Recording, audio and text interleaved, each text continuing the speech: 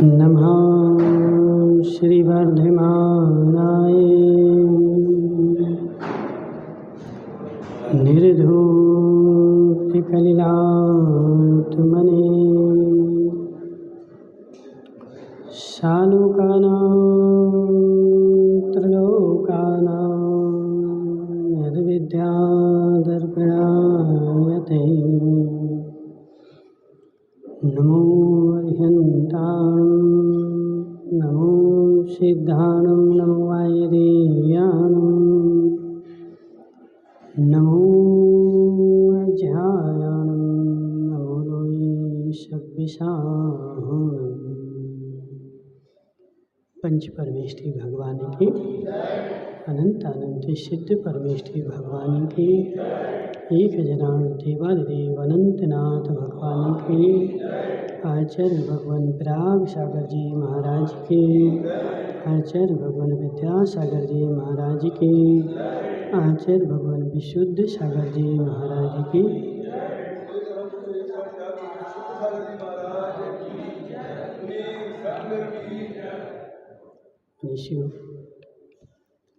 आज आचार्य भगवान विराग सागर जी महाराज का समाधि दिवस है। उनकी समाधि को आज 2 वर्ष पूर्ण हो गए। 4 जुलाई 2024 के दिन उनकी समाधि हो गई थी। आचार्य विराग सागर महाराज एक ऐसे महाराज हैं जिन्होंने अल्प उम्र में देश की सर्वोत्कृष्ट दीक्षाएं दी हैं। लगभग 470 दीक्षाएं उन्होंने अपने 62 साल के जीवन में 470 दीक्षाएं दे करके और इतने लोगों को मोक्ष मार्ग में लगाया। और मोक्ष मार्ग में ही नहीं लगाया, आचार्य भगवान विराग सागर मुनिराज को बुजुर्गों का मसीहा भी कहा जाता था। इस देश में सबसे पहले देखो, युवाओं को दीक्षा सब लोग दे रहे थे, लेकिन सबसे पहले उन बुजुर्गों को ढोया किसने? तो आचार्य भगवान विराग सागर महाराज ने। युवाओं को चलाना, युवाओं को राह पे लगाना, पढ़े लिखे लोगों को राह पे लगाना बहुत सरल है। सिद्धार्थ भाई, तुम पढ़े लिखे हो और तुम्हें कोई भी बात एक बार बता दी और तुमने उस बात को मान ली और तुम उस काम को करने लगे। लेकिन जो पढ़ा लिखा नहीं है और 60 के बाद बोलते हैं, कहावत है 60 के बाद सटिया जाते हैं। नहीं, ऐसे ही होता है। 60 के हुए तो इसीलिए तो सरकार भी भगा देती कि अब जाओ घर पे बैठो, तुम सटिया गए। 60 के बाद जीव सटिया जाता है, उसकी बुद्धि काम नहीं करती है। बचपन और बुढ़ापा दोनों एक से होते हैं। बचपन में छोटा सा 5 साल का बच्चा है, उसने आकाश में चंद्रमा देखा और आकाश के चंद्रमा के लिए मचल गया, हे पिताजी मुझे तो चंद्रमा चाहिए। अब उस बच्चे को कौन समझाए कि वह चंद्रमा तुम्हारे हाथ में नहीं आ सकता? नहीं, हमें तो चंद्रमा चाहिए, हमें चंद्रमा चाहिए। वो बच्चा मचल गया। तो जैसे बच्चे की हालत है, ऐसी ही बुजुर्ग की हालत है। बुजुर्ग का भी जो स्वभाव रहता है, कभी भी देखना, जिनके घर में बुजुर्ग हैं उनको पता है। जिन बुजुर्ग का स्वभाव रहता है, उसके मन में जो आ गई, बस क्या करना है शांतिलाल जी, क्या करना है? जो मन में बैठ गई, जो मन ने बोल दिया, जो मन चला गया, अब तो मुझे वही करना है। तुम लाख समझाओगे कि जी अच्छा नहीं है, ये बुरा काम है, ये नहीं करो, ये अच्छा नहीं होगा। नहीं, वो ही करेगा, तुम समझाते रहो। तो बुढ़ापा और बचपना जो है दोनों एक से हैं। युवाओं को संभालना आसान है, ज्ञानी को संभालना आसान है, पढ़े लिखे को संभालना आसान है, लेकिन बेचारा अज्ञानी जो है उस अज्ञानी को संभालना और बुजुर्ग को संभालना महान कठिन काम है। और आचार्य भगवान विराग सागर महाराज ने इस देश में सबसे पहले बुजुर्गों को दीक्षा देना प्रारंभ किया। और एक एक नहीं, कितने 470 तो उन्होंने दीक्षाएं दी, लेकिन हमेशा अपने साथ में कितनी 70 70 80 80 और 100 पिछी का चतुर्मास एक साथ किया। 100 पिछियों को 100 पिछी लेकर के आचार्य विराग सागर महाराज साथ में चले और 100 को संभाल लिया। मतलब क्या किया उन्होंने, मेंढकों को एक टोकनी में रख लिया।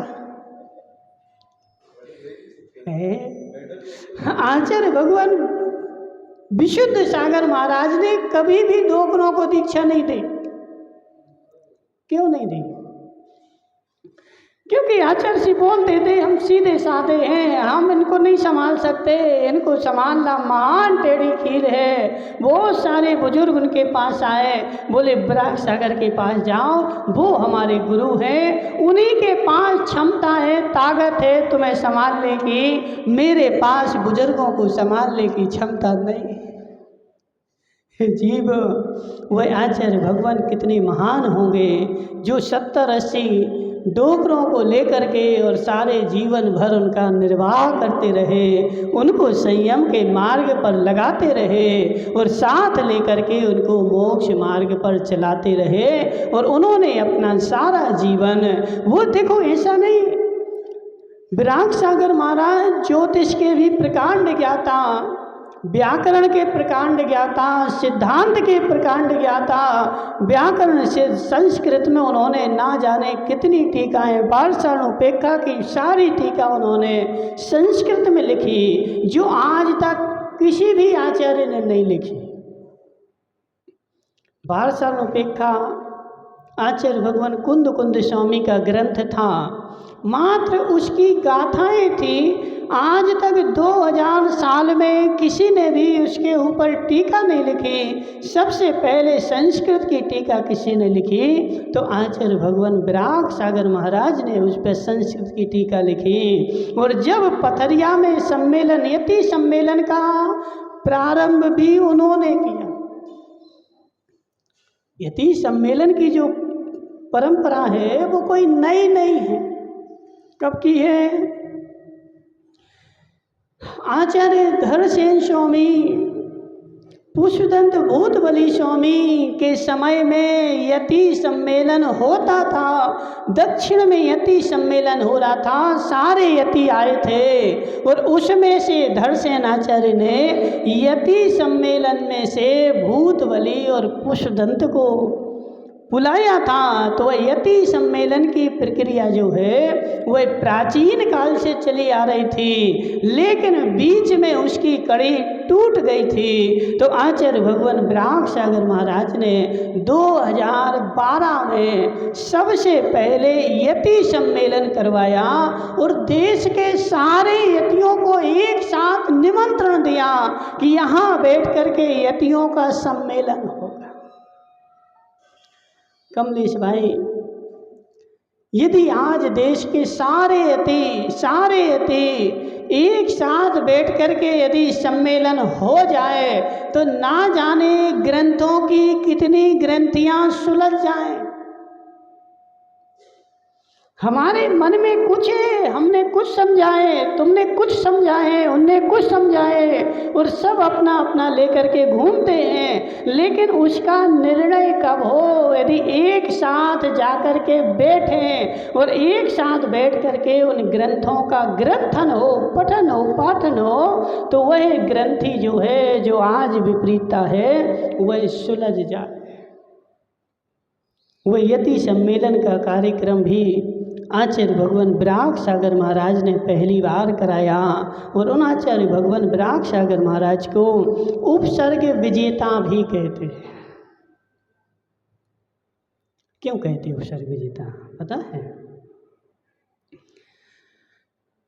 आचार्य भगवान विराग सागर महाराज सामायिक में बैठे थे ललितपुर में, और उनको कोई अज्ञात व्यक्ति होगा दुश्मन खूब सारे लेते, अब प्रवचन दे देते। प्रवचन में किसी को अच्छा भी लगता, किसी को बुरा भी लगता, किसी को कुछ बुरा लग गया हो गया। तो सामायिक में शाम को बैठे थे, कोई आदमी आया और आचार्य भगवान विराग सागर महाराज को पर्यंक आसन में बैठे बैठे ही उठा ले गया। कब मिले वो? सारे जगह हड़कंप मच गया। आचार्य भगवान कहाँ है, आचार्य भगवान कहाँ है? वह व्यक्ति उनको अगवा कर ले गया। सब जगह पुलिस भी ढूंढ रही।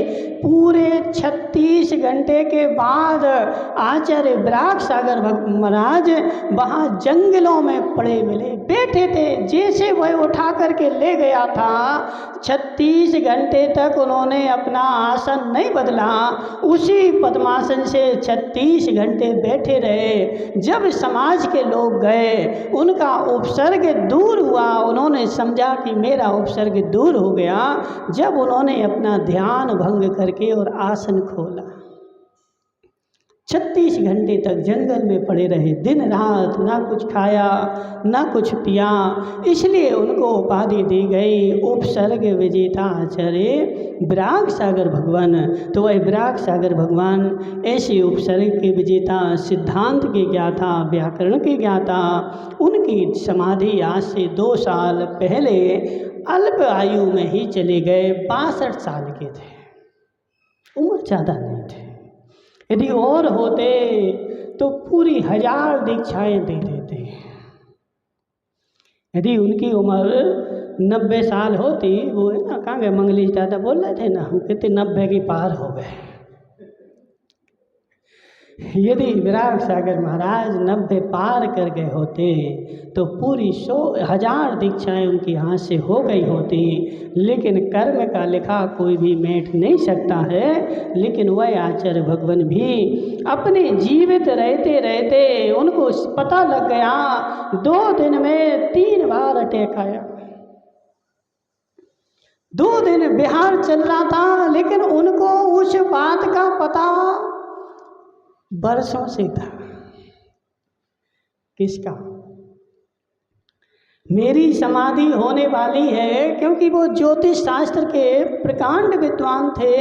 उनको स्वयं पता था कि मेरी समाधि निकट होने वाली है। इसीलिए जब पथरिया में सम्मेलन हुआ तो उन्होंने अगले सम्मेलन की घोषणा नहीं करी। उसके पहले जितने भी सम्मेलन होते थे, तो आज सम्मेलन हुआ तो अगले सम्मेलन की घोषणा तैयारियों के लिए कर देते थे कि अगले सम्मेलन यहाँ होगा, इनके सानिध्य में होगा। लेकिन पथरिया 2022 के सम्मेलन में आचार्य भगवान ने अगले सम्मेलन की कोई बात ही नहीं करी। और उनसे पूछा भी गया कि आचार्य भगवान अगला सम्मेलन कहाँ होगा और किसके सानिध्य में होगा?